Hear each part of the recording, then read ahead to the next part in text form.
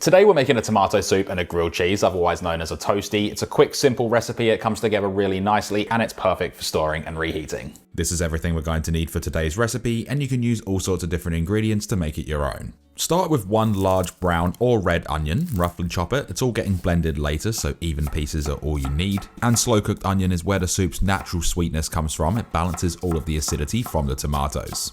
We then need 4 cloves of garlic. These can be chopped fine, just smash them with the side of your knife to crush them, and then garlic gives us that subtle warmth and savoury base that makes a tomato soup taste complete. Next, grate 80 grams or 2.8 ounces of sharp cheddar and 50 grams or 1.7 ounces of Gruyère cheese on the larger side of a box grater. Cheddar gives us saltiness and bite, and Gruyère melts smoothly and adds that nutty sweetness. And always grate fresh if you can. Bagged cheeses never really melt the same because they have a starch coating. Add 2 tablespoons or 40 milliliters of olive oil to a medium saucepan over a medium-high heat. Once it shimmers, add the onion and a pinch of salt, and the salt helps draw out moisture so that the onion softens evenly without browning too fast. Cook this for about 6 to 8 minutes, stirring occasionally until soft and golden. We're building flavor here. The onion sugars caramelize gently, creating sweetness that balances the tomatoes later.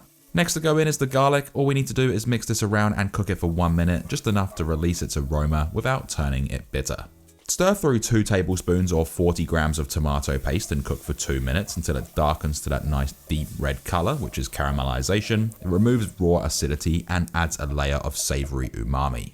Add in 2 cans or 800 grams of whole peeled or crushed tomatoes, juice and all, and 2 cups of 500 milliliters of chicken or vegetable stock. Season with a teaspoon or 4 grams of sugar to balance acidity, half a teaspoon or 1 gram of chili flakes for gentle heat, and half a teaspoon or 1.5 grams of smoked paprika for a hint of smokiness. Bring it to a gentle simmer and cook uncovered for 20 minutes, and this reduces the liquid and intensifies the flavor naturally, and that's how you get that rich restaurant quality depth without using loads of cream, even though we are adding cream a little bit later. Now once thick and glossy, carefully transfer it to a blender and blend on high for about 45 seconds to 1 minute until it's completely smooth and silky. And while it's still in the blender, we can add half a cup or 125 milliliters of thickened cream and season it to our taste with salt and cracked black pepper, and blend again for about 10 to 20 seconds to emulsify. This final blend makes it ultra smooth, and that cream gets whipped into the soup and creates that velvety texture that you really want. This can then be removed and just keep it warm while we move on to the toasty.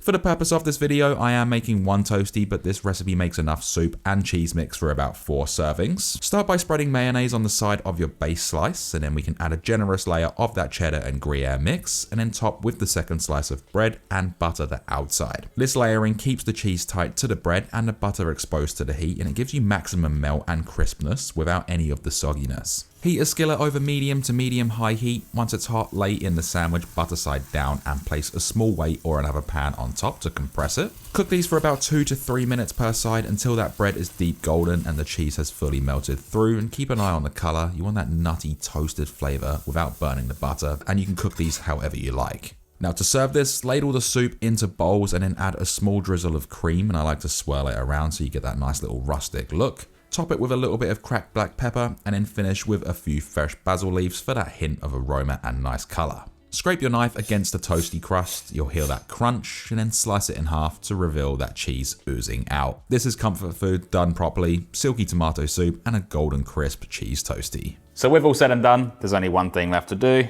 and that is we can then dig in. By the time I've set up all of the camera equipment for this shot, this is stone cold, but that does show that you can have it hot and cold. Preferably I would have it hot, but it is absolutely delicious. The grilled cheese is exactly as it states, just a nice grilled cheese sandwich, and it goes perfectly with a soup like this. Like I said, perfect for storing and reheating. You can use it for meal prep or just a regular meal. And if you enjoyed this video, please do hit that thumbs up button, and thank you for watching.